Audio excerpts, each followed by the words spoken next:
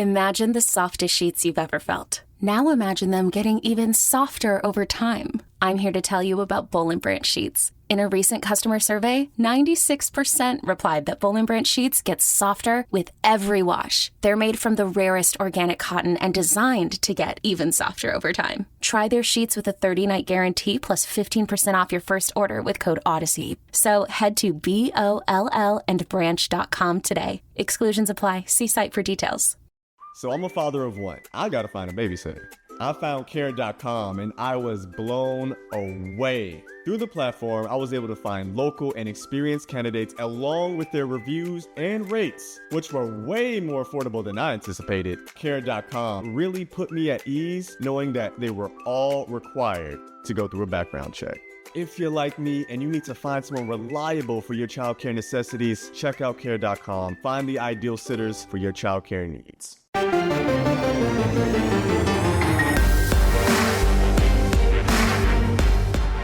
This is Kansas State's Daniel Green, and you're listening to the PowerCat Pregame Podcast on the 24/7 Sports Podcast Network. Coming off a very frustrating 38-28 road loss to number 8 TCU, 22nd ranked Kansas State will get a crack at yet another top 10 Big 12 foe as it plays host to 9th-ranked Oklahoma State on Saturday at Bill Snyder Family Stadium. The Wildcats and Cowboys are currently in a tie for second place in the Big 12 standings at 3-1. The homecoming game will kick off at 2:30 p.m. and be shown on Fox National Television. Welcome, everyone, to the PowerCat Pregame Podcast, the podcast in which over the course of an hour, we will break down the Wildcats' upcoming game. In this case, it's the Cats and Pokes. The Pokes have won 3 straight in this series as they have taken control of things since Chris Kleiman's arrival in Manhattan. Can Kansas State and Coach Kleiman wrestle back this series between old Big 8 and Big 7 rivals? We will see if the Cats are up to the task, and we know this going into the game. Both teams are really battered and bruised, coming off tough couple weeks of games in the Big 12. And the winner of this game will be poised to possibly make it all the way to Arlington as a team in the Big 12 championship game. There's a lot more football to be played around the conference this season. This is only game 5 of a 9-game Big 12 schedule for these teams. So even with the victory, a lot of work remains to be done. I'm Go PowerCat publisher Tim Fitzgerald, and we have a lot in store for you. And if you've been listening all season long, you kind of know the drill. Ryan Wallace, who helps us out with our team coverage at GoPowerCat.com, as well as covering football recruiting for us at GPC, will join us shortly to get this breakdown of the game started. After the break, we will have in Brian Hanley, the former offensive lineman on the 97 and 98 Kansas State teams that took the program to the brink of playing for the national championship. And he is our football analyst at Go PowerCat. And also in the final segment, we will have our own Ryan Gilbert, who follows all the betting lines and will help us out with the odds and what games you want to put money on around the Big 12 this week. And it's a very competitive slate of games this weekend around the conference. It's going to be tough to pick. And on top of all of that, we've got 2 player interviews this week, both kind of short, but I wanted to select guys on both sides of the ball that I thought were in a position in this game in which Kansas State will be shorthanded to possibly have breakthrough performances. And we'll hear briefly from Chris Kleiman during the course of this show.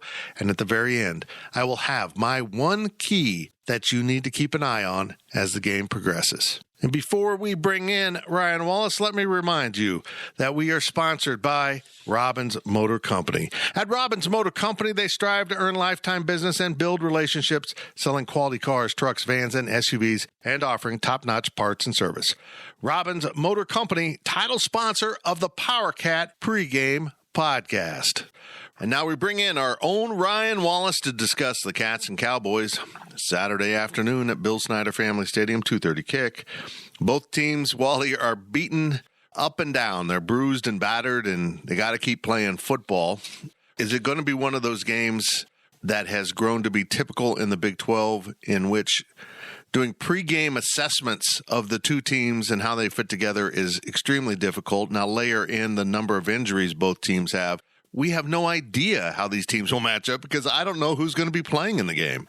I'll tell you this, later on in this very show, I would hate to be Ryan Gilbert trying to talk about odds and the where the money should go in this game. Because we sat here a week ago talking about we weren't sure kind of what TCU was and what we were going to see from them. And I think especially because of the injuries, this game is even more confusing to figure out because you've got Oklahoma State that has beaten some really good teams this year. They've beaten Baylor, last week, obviously against Texas.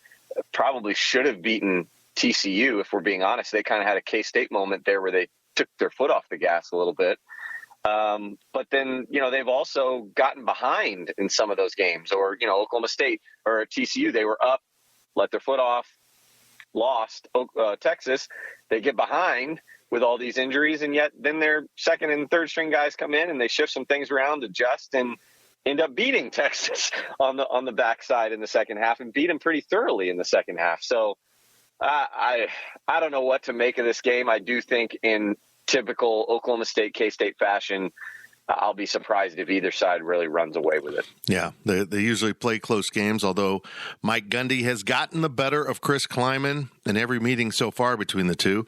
I do wonder, though, if they don't hold a big advantage at quarterback. Spencer Sanders is dinged up. Yes, he is, like Adrian Martinez, but he keeps getting up and playing. I'm watching that Texas game. He's taking a cheap shot here and a big hit there, and he's already injured and he keeps popping up, like Max Duggan did last week against K-State. How much concern do you hold into this game that Adrian Martinez will not be able to play? And how much does that change what K-State can do offensively? I think it changes a lot if we're talking about K-State's offense against Oklahoma State's defense. I do think it's going to change a lot. And let me start by saying this. Will Howard's performance last Saturday night was, just what the doctor ordered for him. I think for K-State to, have some more confidence in that position behind Adrian Martinez. But at the same time, I think the twofold scenario there is that there were still some throws that Will Howard made that you were kind of like, Cade Warner obviously bailed him out. And on one hand, you guys talked about it a lot well said on the Questions podcast about, on one hand, you just want to see a quarterback give K-State's receivers a chance, throw it up there. On the other hand, it might be a different story. It's do that one time and it gets picked, but no more. And you still wonder sometimes with Will Howard what you're going to see when he's throwing the ball. But overall, really, really strong performance from him.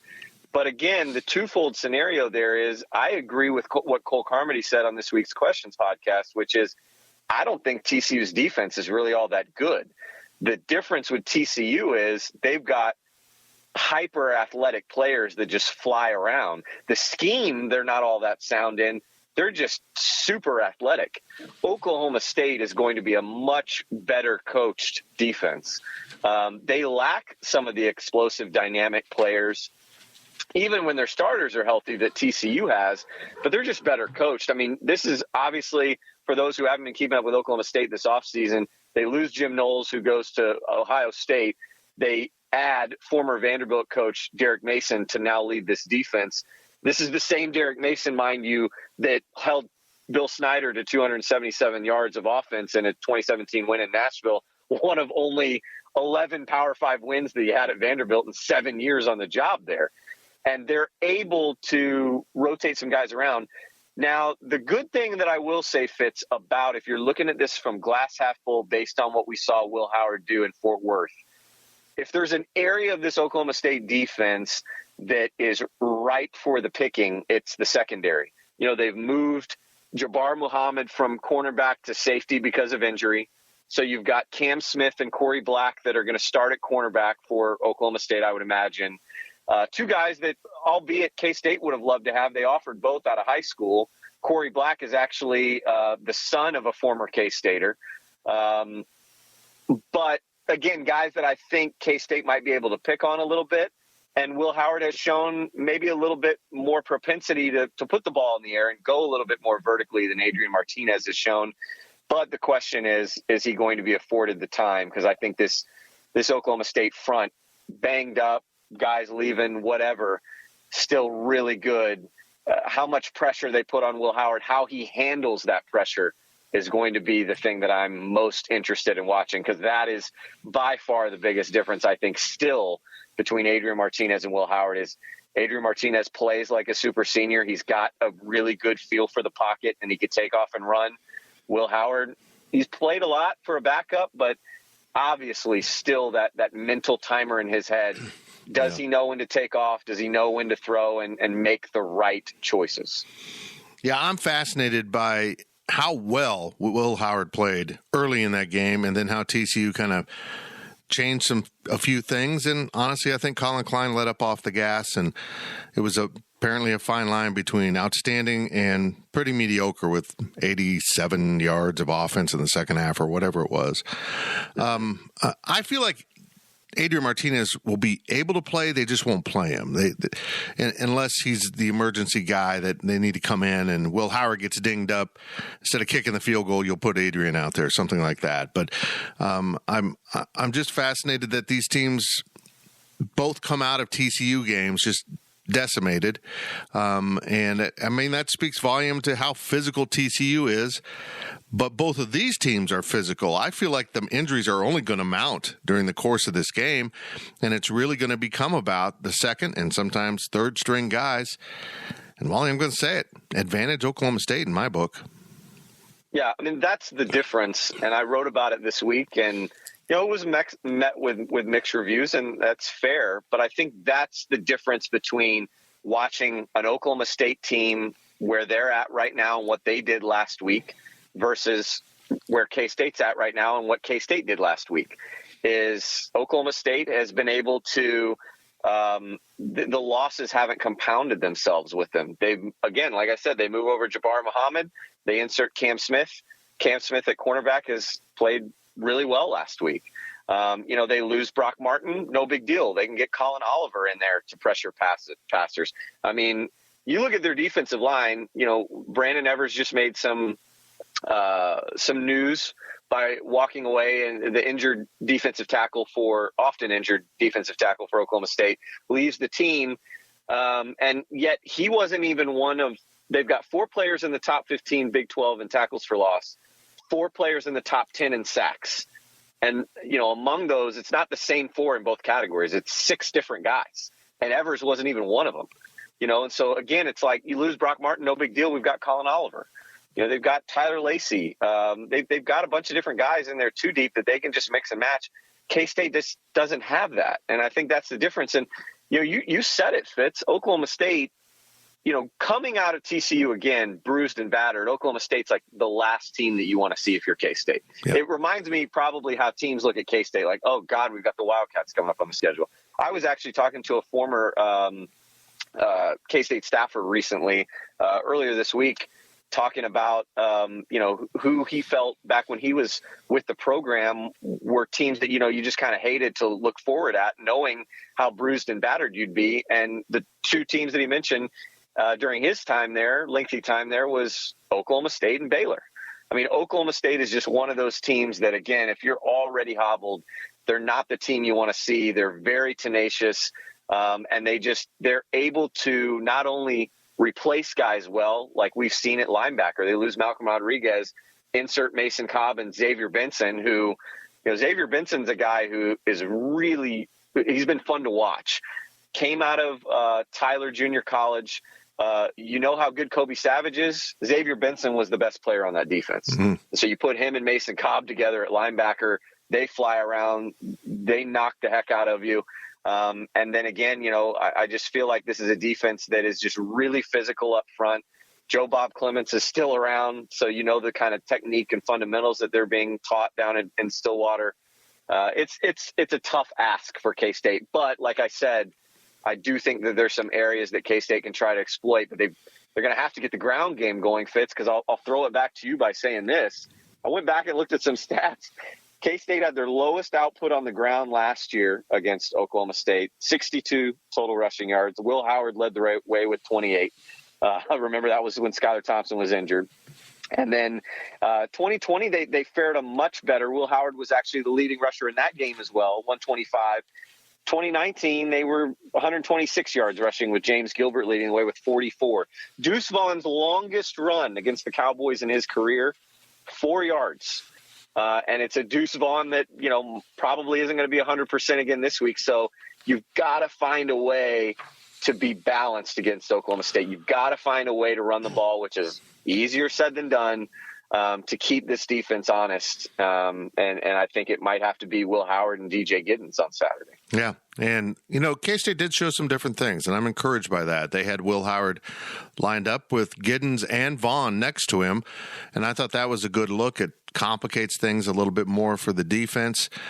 But you're right. They're going to have to run the ball. Texas ran the ball with great effect early in the game. That's how they got the lead. They weren't throwing the ball all over the place. They were running it right through that Oklahoma State defense. And granted, Texas has got 2 incredible running backs, but I feel like Kansas State can be equally effective in that area of the game when you layer in the threat of the quarterback run game, which Will Howard brings to a lesser extent than Adrian, but he can do it. Particularly, you get him in the open field, and he'll get those long legs going, and he's tough to catch. But I'm also equally concerned about, as we talk about, Adrian Martinez is dinged up, and Deuce Vaughn is dinged up, and Ben Sennett's dinged up, and so many of these offensive pieces that are so important right now for K-State. I look at the defense, and I don't think Daniel Green will play. And I love Nick Allen, and Coach Kleiman talked to Nick up quite a bit at Tuesday's press conference, but there's a drop-off between all Big 12 and anyone else. And Daniel Green gives you the ability to shadow really athletic quarterbacks and keep them in the pocket. It's kind of, he's been sacrificing his stats in many ways this season by keeping quarterbacks, bottled up back there so that the defensive lineman can do the work. You take Daniel Green out of the middle of this defense, and I'm afraid nothing quite works the same. And you don't have the same pursuit and physicality out of that spot that you have with an elite linebacker like Daniel.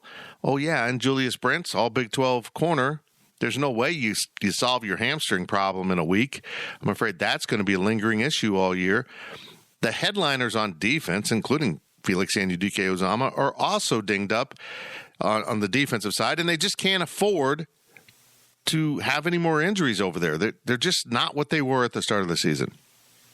Yeah, outside of maybe TCU, this is, again, maybe that second worst matchup that K-State could be facing without a Daniel Green in the lineup, because I think of the threat that Spencer Sanders poses. Texas has a Bijan Robinson, but Quinn Ewers isn't that real threat to run. Right. Spencer Sanders, we saw it last week in the comeback against Texas.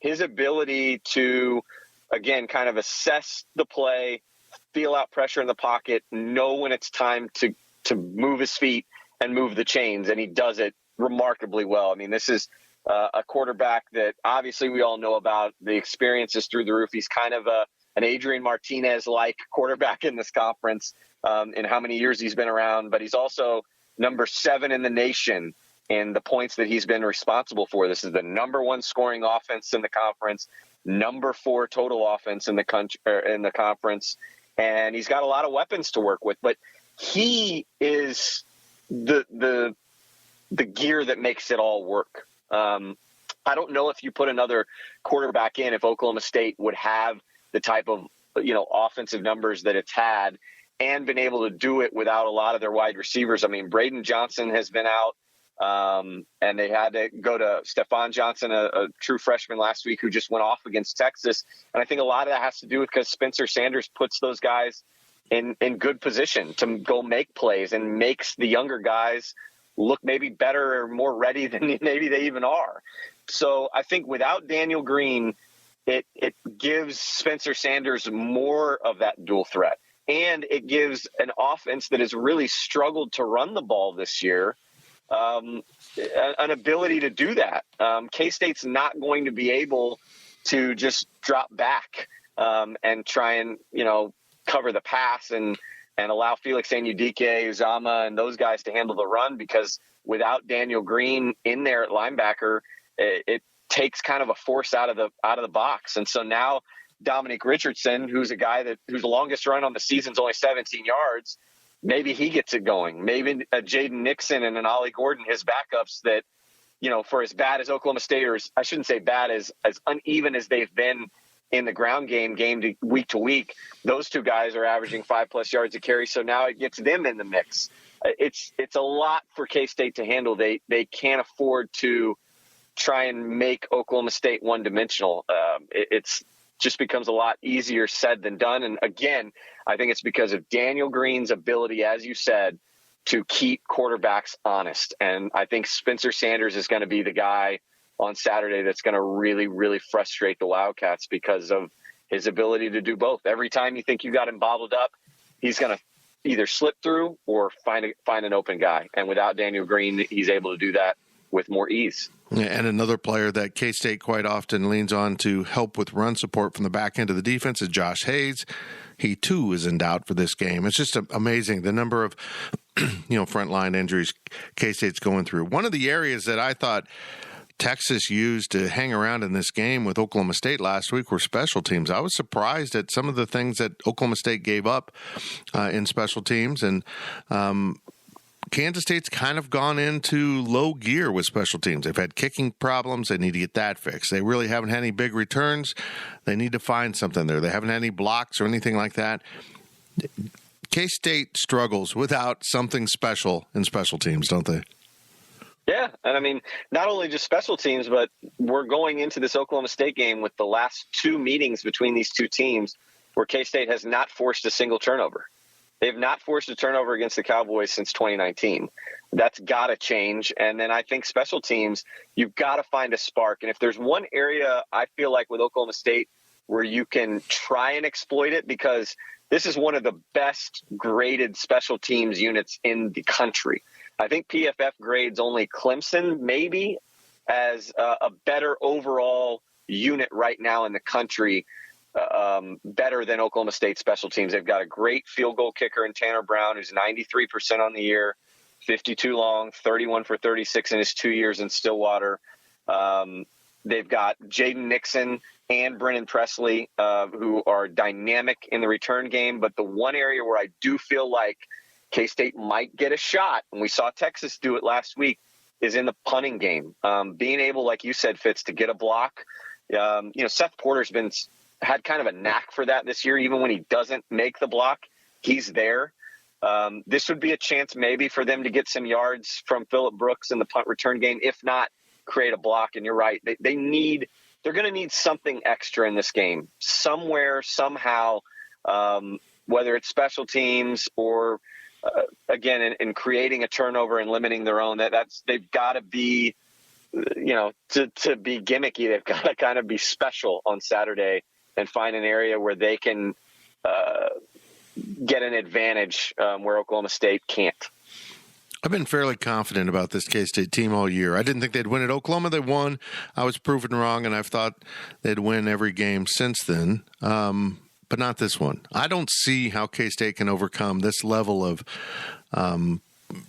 injury and find a way to win this game against a really talented and physical Oklahoma State team that, again, I recognize they are too beat up. But Mike Gundy's had Chris Kleiman's number, and now Chris Kleiman has to try to overcome that with fewer weapons. How do you think this game goes? I just think K-State, it'll be competitive, but K-State, like last week, won't be able to keep up. Yeah, I mean, Oklahoma State is just well coached. They mirror K-State in, I think, so many different areas. But where they seem to always be different is just having more firepower, having more explosion. And you look last week to lead me into, why I'm picking Oklahoma State here. Really last week against Texas, one of the only areas that I felt like Texas was really able to get to Oklahoma State was in the big plays. They had 11 plays. Heard this on a podcast this week. They had 11 plays of 19-plus yards for 3 TDs.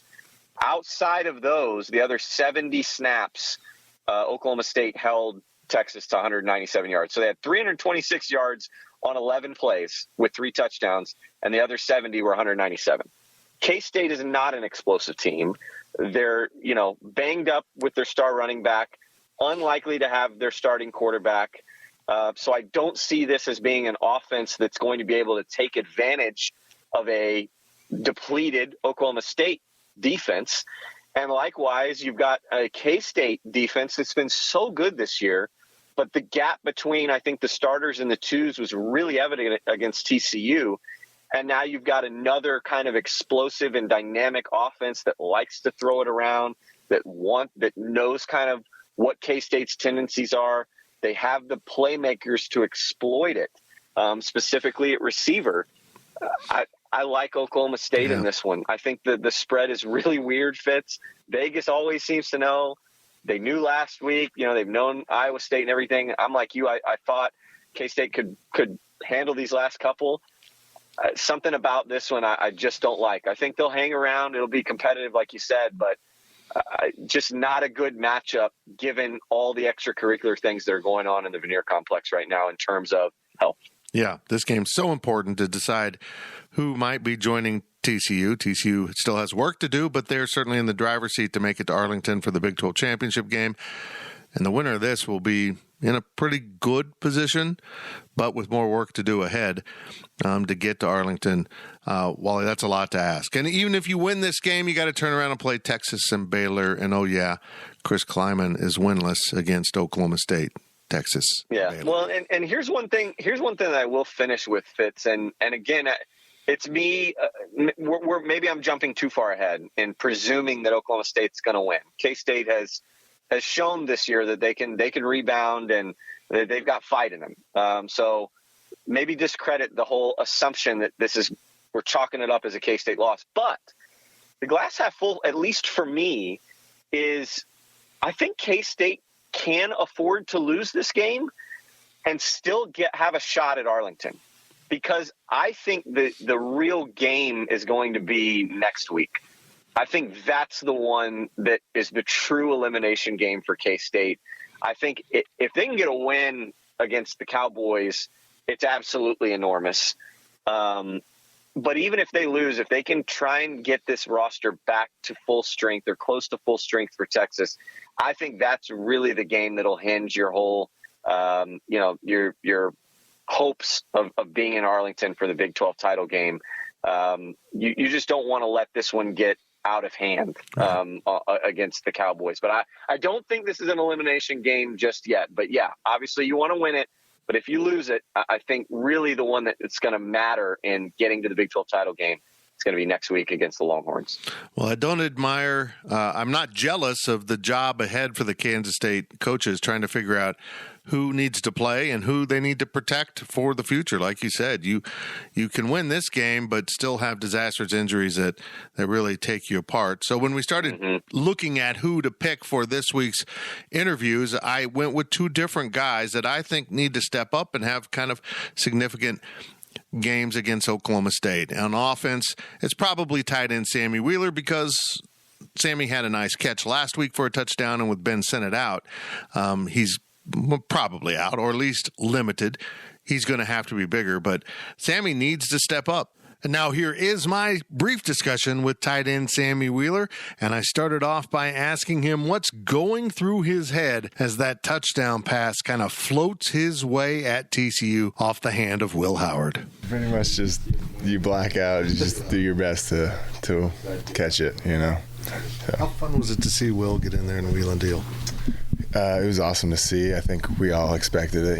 We knew what he's capable of, and it was just cool to see him perform well. How important is it for this team to keep pushing on offense and not kind of let's get conservative here, but keep trying to put points up? Definitely, you never want to get conservative and let the other team come back, but you just want to keep being aggressive and score points, and it's always what we try to do for sure. The play fake on the goal line that got you so wide open? I think it was a combination of a lot of things. It was just a really good scheme for what we thought they were going to do, and they ended up doing it. So, how does your role change with Ben going down there in the fourth quarter? Is there just you kind of slide into that spot, or is there multiple things that you guys do differently? Just how do you think that changes your role? It doesn't necessarily change my role as much as Will Swanson. He really stepped up and kind of fit in where he doesn't usually as much. So he did a great job doing that. And but for me, it's just kind of just staying out there more. Was there any drop-off in confidence when Will came in the other day? No, not at all. It was just kind of like, oh, Will's in? All right, let's get going. You've been here a while. Coach Kleiman hasn't beaten Oklahoma State yet. What is it about this program that gives you guys problems? That's a good question. I think they got great coaching and great players, but we do too. So, I think it's just a matter of time. That was Kansas State tight end Sammy Wheeler, who might be a big factor in this game if the Wildcats can score enough points to keep up with Oklahoma State. Getting that tight end involved could be crucial. Let's get into break right now on the PowerCat pregame podcast sponsored by Robbins Motor Company. And as we come out of break, we'll talk to the other guy that may need to step up for Kansas State. When we talk about injuries across the board for the Wildcats, one of the guys that's had lingering injuries on the defensive side has been sophomore defensive end Nate Matlack. Well, guess who feels 100%? We talk to Nate Matlack on the other side of this break. This is Kansas State's Felix Enudike Uzama. We'll be right back with more of the PowerCat pregame podcast. With Blue Link Plus, you can access your Hyundai Tucson Limited remotely. Doors unlocked, temperature set, lost car found. There it is. Get complimentary class-leading Blue Link Plus. Call 562-314-4603 for complete details. Selling a little or a lot? Shopify helps you do your thing, however you cha-ching. Shopify is the global commerce platform that helps you sell at every stage of your business. From the launch your online shop stage, to the first real-life store stage, all the way to the did we just hit 1 million orders stage. Shopify's here to help you grow. Whether you're selling scented soap or offering outdoor outfits, Shopify helps you sell everywhere. From their all-in-one e-commerce platform to their in-person POS system. Wherever and whatever you're selling, Shopify's got you covered. Shopify helps you turn browsers into buyers with the internet's best converting checkout. 15% better on average compared to other leading commerce platforms. And sell more with less effort thanks to Shopify Magic, your AI-powered all-star. Shopify powers 10% of all e-commerce in the US. And Shopify is the global force behind Allbirds, Rothy's, and Brooklinen, and millions of other entrepreneurs of every size across 175 countries. Plus, Shopify's award-winning 24/7 help is there to support your success every step of the way. Because businesses that grow, grow with Shopify. Sign up for a $1 per month trial period at shopify.com/Odyssey Podcast, all lowercase. Go to shopify.com/Odyssey Podcast now to grow your business, no matter what stage you're in. Shopify.com/Odyssey Podcast. This is Kansas State's Cooper Beebe, and welcome back to the PowerCat pregame podcast on the 24/7 Sports Podcast Network. Welcome back to the PowerCat pregame podcast sponsored by Robbins Motor Company, the dedicated team of automotive professionals at Robbins, Chrysler, Dodge, Jeep, Ram, Fiat will match you with a vehicle that suits your lifestyle and budget. Robbins Motor Company, title sponsor of the PowerCat pregame podcast. And as we get going in the second half of our podcast, of course, we have our own Brian Hanley, our football analyst, coming up, and Ryan Gilbert on the odds. But first, let's have a brief discussion with Kansas State defensive end Nate Matlack, who has been dinged up most of the season, but now he feels so much better. And K-State, with the limited number of players it has available on defense this week, might need a big game from Mr. Matlack.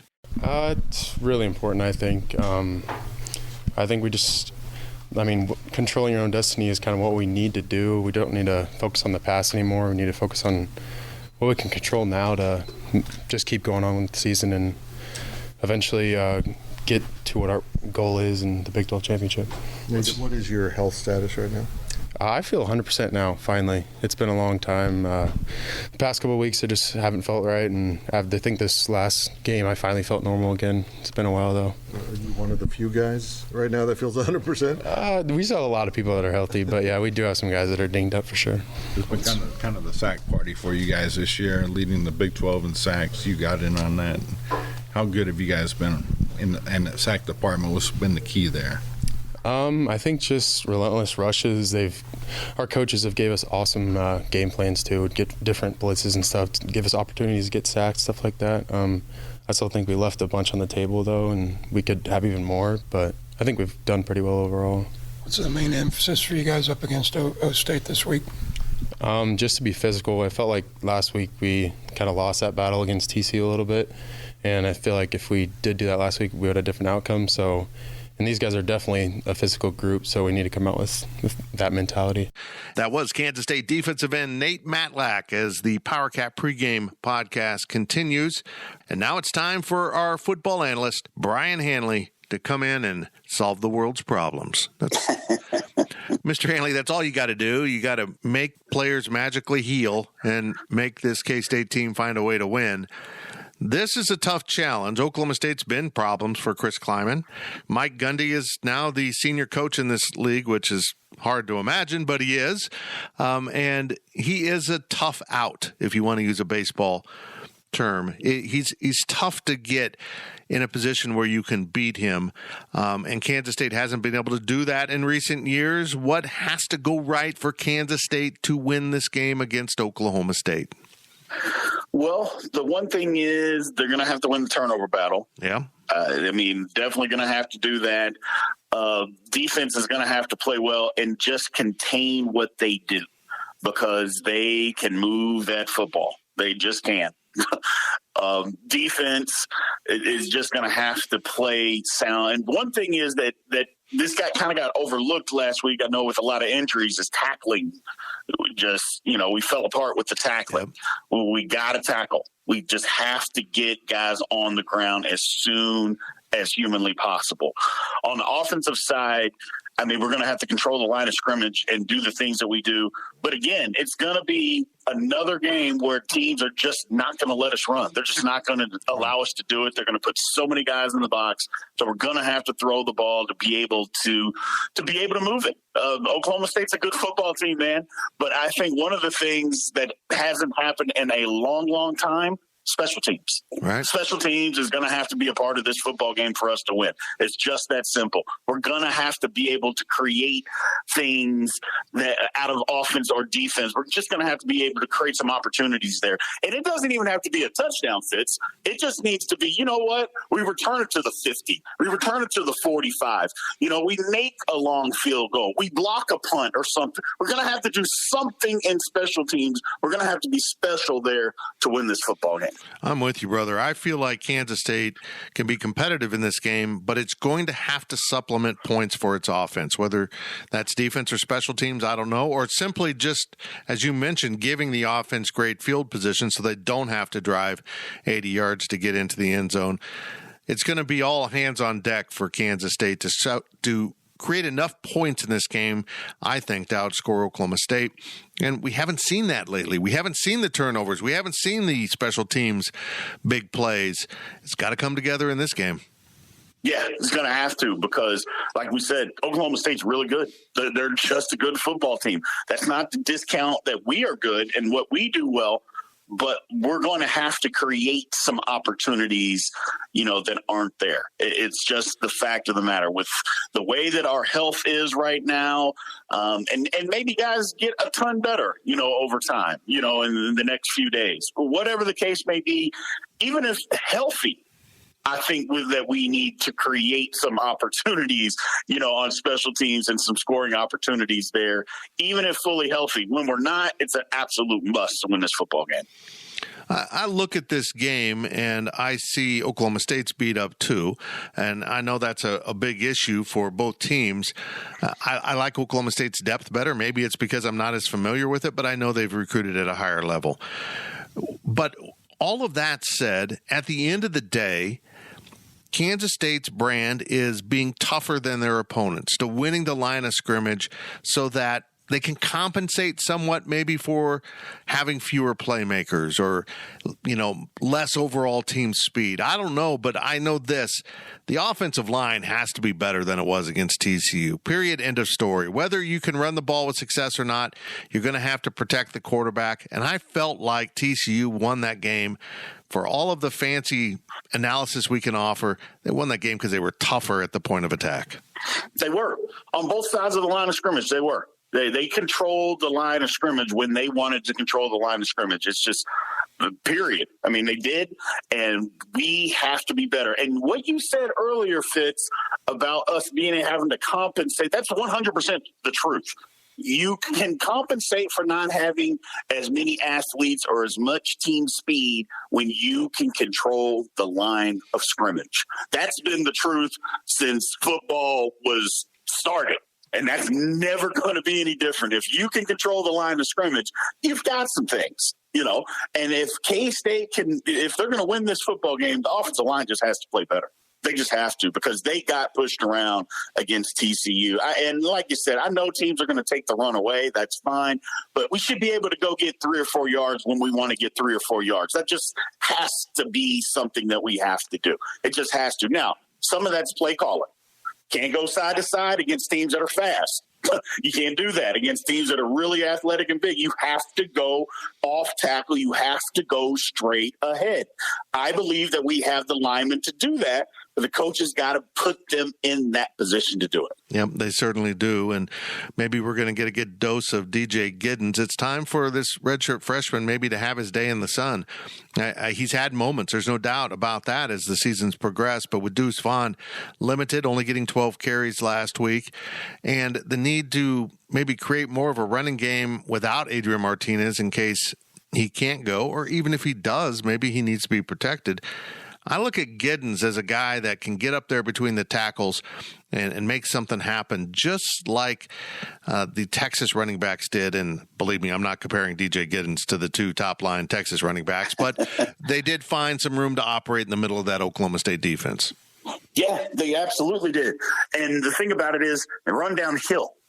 And that's the difference. You can't go side to side. Run at them. Just run at them. And even with the passing game, we're going to have to go down the field. But you can't go side to side on the defense like this, because they're just going to run our guys down and we're not going to be able to move the football. You got to run at them. And even if it means, yes, we didn't gain any yards on this play. But you know what? In the fourth quarter, when the game's close, that 0 yards turns into 6. Yep. It turns into 5. You just have to keep doing it. But again, putting them in positions to wear them down. We just have to do that on this line.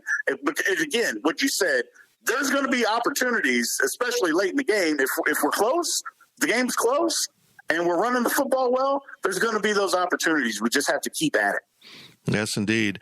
Will Howard really showed himself last week, at least on those first 4 possessions. Did you feel like he played less effectively, or the offensive, as it was called by Colin Klein, put him in a position to be less effective? Put him in a position to be less effective. Look, there hasn't been a person, I don't think, as a K-State fan, that's been more critical of Will Howard than I have. I just don't believe that, because I've been on the kid's case forever. He played lights out when given the opportunity last Saturday. He just did. And when that opportunity was taken away a little bit, you saw what happened. Wasn't his fault. Keep doing the thing, because it looks like they keep telling us that he progressed as a passer. Well, keep doing it. Don't stop. Don't slow down. Just keep your foot on the gas. And it seemed like he was in didn't seem like it. He was in a rhythm. And they took that away from him. I believe if they come out of the gates again, just come out aggressive, I believe that's how he can play. I think that's how he plays his best, if we're aggressive.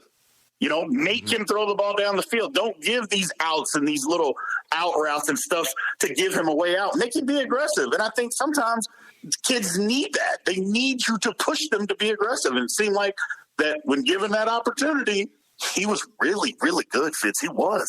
And what happened, in my estimation, was that he put the ball in a position for receivers to compete for passes. And by God, they went up and competed. I still can't quite figure out how a couple of those balls were caught, but the guys went out and did it.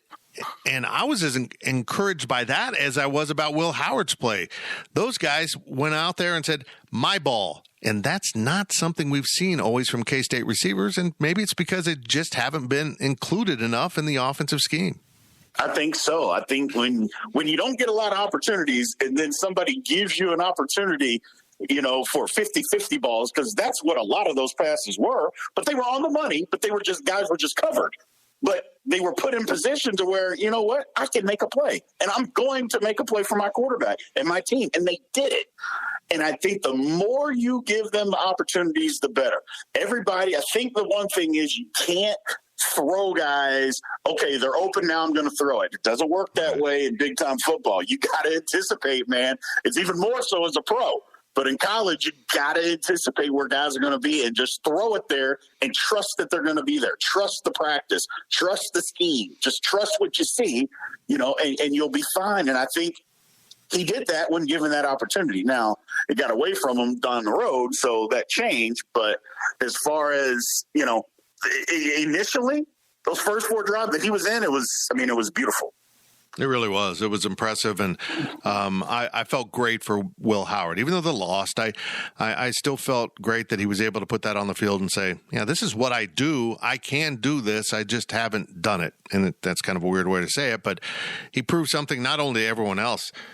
Brian, I think he proved it to himself, and I think that was a big obstacle. He needed to put it on the field, on film, in a game to keep defenses honest. I'm not crazy about this matchup for K-State. I'm just not. I think Oklahoma State is one of the more, if not the most physical teams in this conference. And when you're already banged up, boy, it seems perilous to get into this game. But Chris Kleiman's right. Guys have got to step up. There's a reason why they're not the starter. There's a reason why maybe they're third string. But when you're on the field, there's no reason why you're not out there other than the fact that it's time for you to play.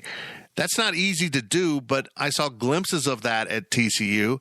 Now some of these young guys have really got to step to the fore, don't they? Well, they do. And another thing that comes with it is Kansas State recruited you and gave you a scholarship. So you're there. Now, whether you're a top tier or whatever the star may be, at this point, it doesn't even matter. If you're going to be on the football field, that means either we need you, we want you, all of that stuff is included. So go out there and perform. And you've done it before. You didn't just stink in high school and then all of a sudden get a scholarship to go to Kansas State University. It doesn't work that way. You've done it. So you got to go do it again. Again, I know it's a different level. It's going to be a lot more difficult. I get that part of it. But at the same time, look, it's still football. You just got to go play. You get your opportunity, because that's all anybody ever asks is give me an opportunity. Well, some of these guys are going to get their opportunity. It's time to just step up. We can't deal with the excuses. Nobody's going to stop. They're not going to call the game off. They don't do that. So we've just got to go play. Guys just got to go play. I feel like Chris Kleiman set that tone 2 years ago when the pandemic hit and they had rules for not playing when you could declare no contest. And he said, screw that, we're going to go play. And he got his team's ass kicked a couple times, but he sent a message, I feel like, to his roster, to his locker room. Guys, when you are called upon, it's time to go. And there's no moping around because of what we don't have. This is what we do have. Let's figure out how to win with it. And I'm not sure K-State has enough, but boy, they're going to have to lean on some guys that maybe haven't been the headliners so far this season. And during this podcast, we've had a couple interviews. Offensively, Sammy Wheeler at tight end. Ben Sinnott may not be able to go or may be limited in this game. Sammy's got to be big. I feel like he's a weapon that can be used in the passing game. I felt that way the whole season. And bluntly put, he's a bigger weapon out running a pattern than he is trying to block, because that can get kind of painful to watch. And defensively, Nate Matlack's healthy. He feels healthy. And with everything else going on defense, I feel like Nate Matlack is a guy poised for a big game. Dudes have to step up right now, and there's no excuses. There's no excuses. They got to step up. It's an opportunity, and it doesn't have to be an opportunity lost. I'm just saying it doesn't have to be that, because again, they're not going to call the game off. They're not going to reschedule it. This is your opportunity to shine. And if we're doing the right things in practice and we're doing the right things in recruiting, which I believe that we are, I believe we're turning that corner. I just think you've got a bunch of hungry guys that just haven't got their opportunity. Are they going to be a little bit smaller than other guys? Yeah, maybe, probably. But that doesn't mean you can't go out there and play good football. It just doesn't mean that. And I like what you said about Coach Kleiman. I like where his head's at. hey, we got 85 guys. Let's go play football. Right. That's why they give you that many. And he's right, because we're not the first team to have to deal with the injury bug, and we're not the first team that maybe doesn't have, the deepest team to have to deal with the injury bug. This is not new to football. I think there's an opportunity. I just believe that it's an opportunity that the guys are going to seize, because the better the program is, the better your depth is, the better that the guys are just chomping at the bit to get that opportunity. And I just think that here it is. I think we put our best foot forward. I don't know if we necessarily win, but I think we put our best foot forward. Yep, I would agree with that. One of the other things I like about Chris Kleiman is on Tuesday at the press conference, he admitted that during the extended preparation for TCU, because they had the bye week between Iowa State and TCU, and they were pretty banged up after Iowa State, but he knew everyone would probably be able to go that was injured, including Adrian Martinez and so many other guys, and they took most of the reps just as they would in preparation for any other game. And then he said, we got into this game and all those injuries started to pop back up, and we realized we didn't give the backups enough reps. Yeah. I thought that was an interesting confession. And he said this week we are going to try to rest a lot of those guys. Adrian Martinez doesn't need to practice. He'll be ready. But all of those guys that can rest, that might be able to play, are going to rest. And then we're going to get the number twos ready just in case they're not. That's a pretty good approach. Yeah, you have to do that. You literally have to do that. Look, your frontline guys, this is not their first rodeo. Right. They know what they're doing. If they don't know what they're doing by now, they're never going to know. So they know what they're doing. The most important thing is health for the frontline guys. It just is. It always is. You got to get the guys to the game healthy. If that means they got to sit out all week of practice and take mental reps and sit on a stationary bike, if they're able to do that, then fine. That's all they need to do. But they know what's going on. They know what they're doing. You got to get those other guys the reps in practice so they can see it.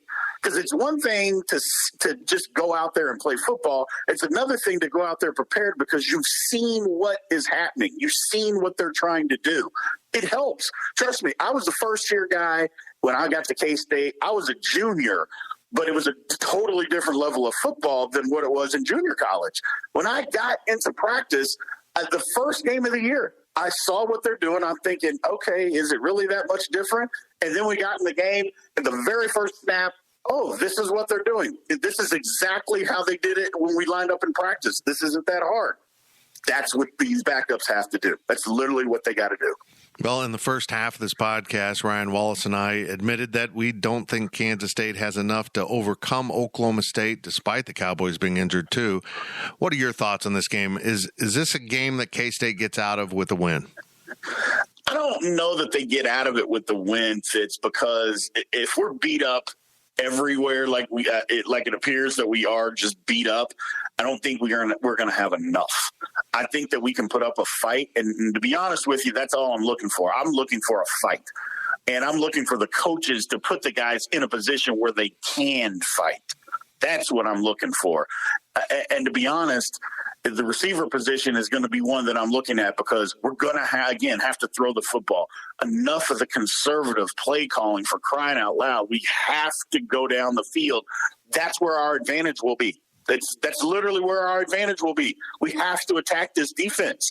When we're on defense, it's going to be a struggle. I mean, it just is. We got guys beat up. It's going to be a struggle. So this is a game we're going to have to put some points on the board, and you cannot do that at 3rd and 8, 3rd and 9, running quarterback draws, trying to trick them into thinking that, they think we're going to pass, so we're going to run it. Yeah, that's not going to work. They got too much team speed for that. It's not going to work.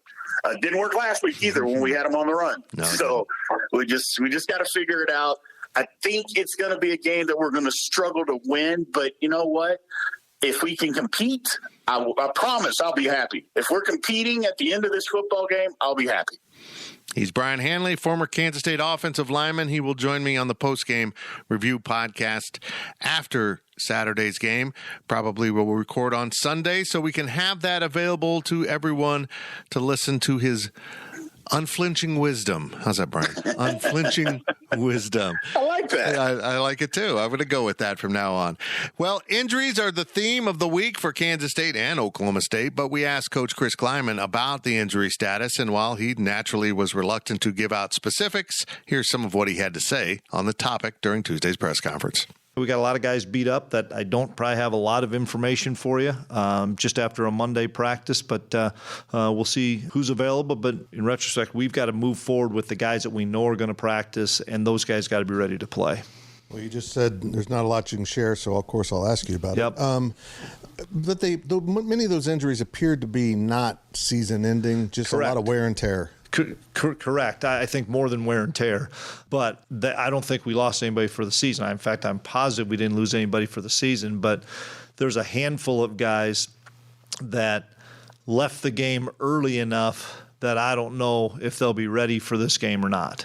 There's some other guys that were hopeful that based on muscular, based on whatever, I'll talk to the trainers and the trainers will talk to the doctors. It's not just something where, we'll rub a little dirt on it and let them go and be ready to play. They've got to be effective when they're ready to play. And so time's going to tell this week. We're going to not have some answers legitimately probably till Thursday on a few guys. That was Coach Chris Kleiman with his thoughts on his injury-riddled team that has impacted this game greatly heading into the 2:30 kick between Kansas State and Oklahoma State, but it has not been reflected in the gambling lines, which concerns me from the fact that I might be missing something here, and I don't think I am. And let's bring in Ryan Gilbert, our gambling expert, our betting guru, to talk about all the lines in the Big 12 Conference, including what is K-State -1.5 right now against Oklahoma State. But Gills, first of all, how you doing? You good? I'm good. I'm great. How are you? I'm fantastic. I'm fantastic because I love this slate of games. There's only one kind of, might be a blowout maybe.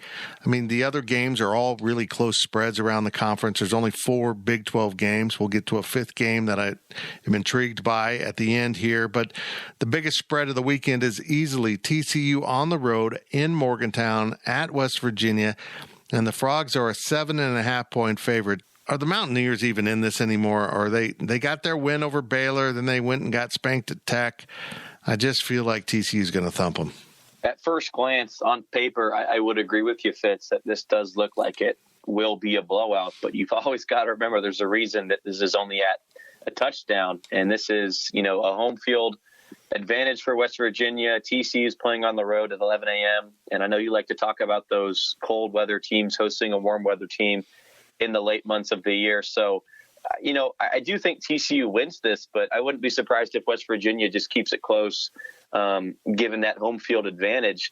Over the last 7 games, though, TCU has covered the spread.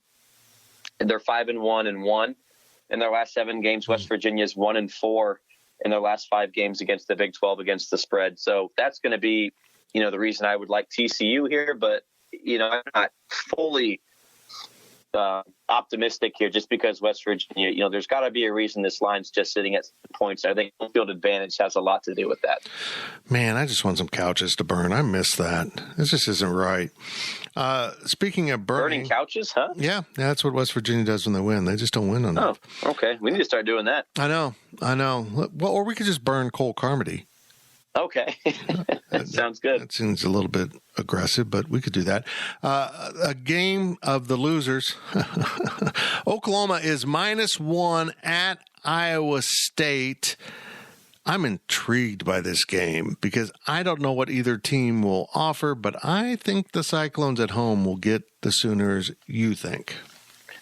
I'll disagree. I think I hate to single in just, individual performances and how teams play against K-State. That's only a 60-minute sample size. But, man, Iowa State's been bad pretty much every game I've seen them play. And Oklahoma, I know, is having a down year. Things aren't going the way they want. But that's a heck of a lot more talent on that team versus Iowa State. But, again, playing on the road has been tough in the Big 12 this year.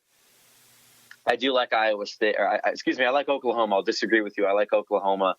I feel like this is a team that is gonna get better as the year goes on, and I feel like Iowa State's probably a team that gets worse as the year goes on, just given the talent at Oklahoma. And I don't want to say Iowa State's given up, but they're not playing for anything at this point, right? Oklahoma can probably, flirt with the New Year's Six Bowl just because it's Oklahoma. 3 losses is 3 losses.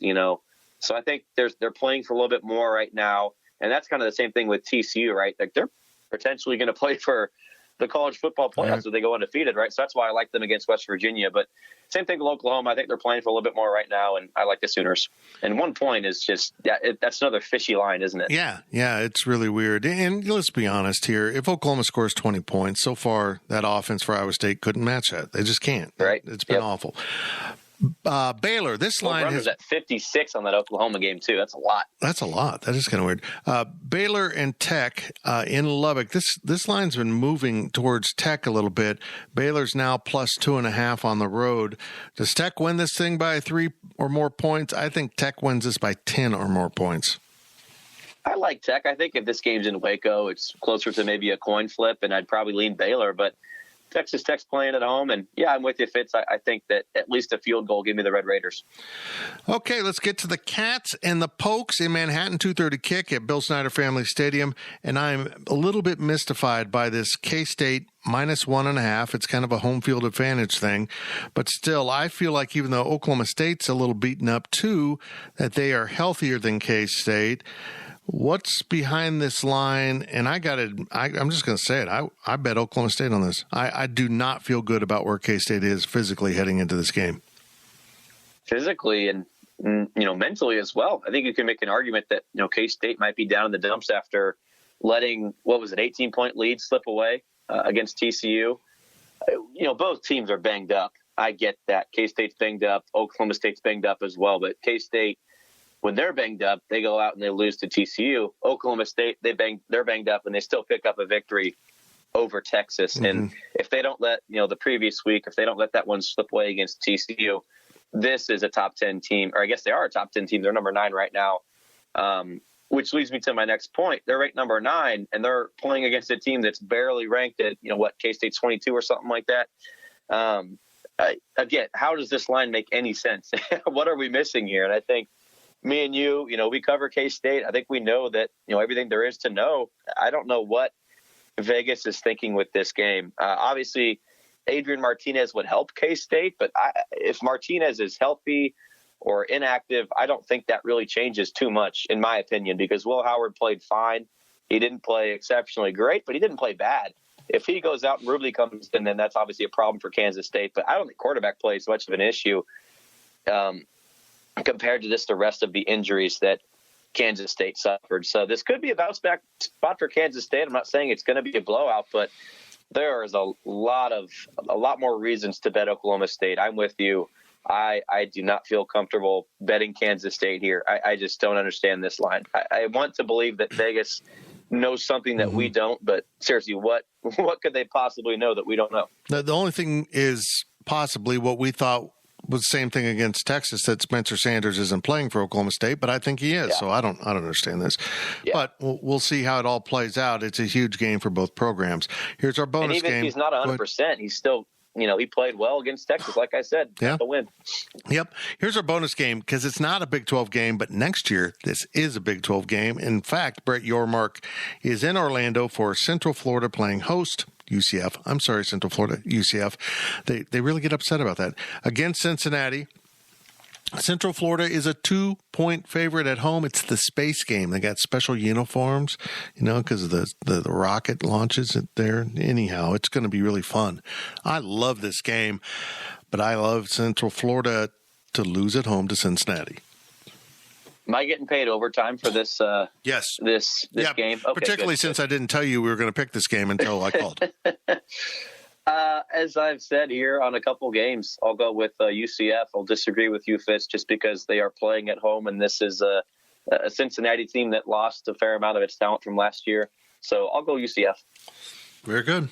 It's always good to not go with my picks. I've proven that this year.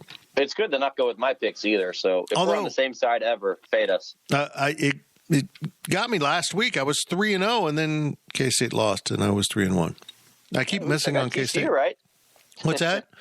I said, at least I got TCU right. Yeah, that's true. He is Ryan Gilbert. He helps us out with all of the spreads. He knows everything. He knows who's naughty and nice. Did I go too far? No, that was good. Thank you very much, brother. That was good stuff as expected. Kansas State and Oklahoma State, 2:30 p.m., Bill Snyder Family Stadium on Saturday here in Manhattan, and it's a huge game for both programs. Neither Oklahoma State nor Kansas State want to lose this game because that will put you at 3-2 in a very competitive conference with more tough games ahead. But the winner will move to 4-1. The winner will stay on the heels of TCU, trying to join the Frogs in the top 2 spots that will get them to Arlington. Can Kansas State keep pace with TCU by beating Oklahoma State and ending Mike Gundy's 3-game grip over this series since Chris Kleiman's arrival? Well, there's one thing I want you to watch out for during the course of this game. Oklahoma State is determined to take away Kansas State's running game. They're going to crowd the line of scrimmage, not fearing the Wildcats' ability to throw the ball one bit. So, can Chris Kleiman's offense find a way to attack the Cowboys through the air? Whether it's Will Howard at quarterback or Adrian Martinez, Kansas State will have to have some success throwing the ball to loosen up the Oklahoma State defense for that running game. And if K-State can establish that pass, maybe, just maybe, the Wildcats will have enough offense to get out of this game with a huge victory in Chris Kleiman's 4th season. I appreciate you listening so much. And remember, we are sponsored by Robbins Motor Company. K-State fans, visit the Robbins Chrysler Dodge Jeep Ram Fiat location on Anderson Avenue in Manhattan for an exciting test drive. Robbins Motor Company, title sponsor of the PowerCat pregame podcast. K-State, Oklahoma State, 2:30 p.m. Saturday, Bill Snyder Family Stadium. After the game, I will have my post-game walk and talk. And then on Sunday, Brian Hanley and I will reconvene for the post-game review podcast. And the coverage keeps coming at GoPowerCat.com. Video, podcast, writing, we've got it all. Make sure you go check us out at GoPowerCat. And please consider becoming part of the Go PowerCat family by becoming a subscriber and find out about all the exclusive VIP content we have behind the paywall at Go PowerCat for the most passionate Kansas State fans. Included in that will be my 5 keys to victory and my score prediction. As I said earlier in the show, I fear this game is too much for Kansas State to handle with all of these injuries. I hope I'm wrong, but we will see, and I will see you at the Bill. Thank you for listening to the PowerCat Podcast. Make sure you're subscribing to our show at Apple, Spotify, Amazon, or wherever you get your podcasts. PowerCat Podcast, all rights reserved, GoPowerCat.com.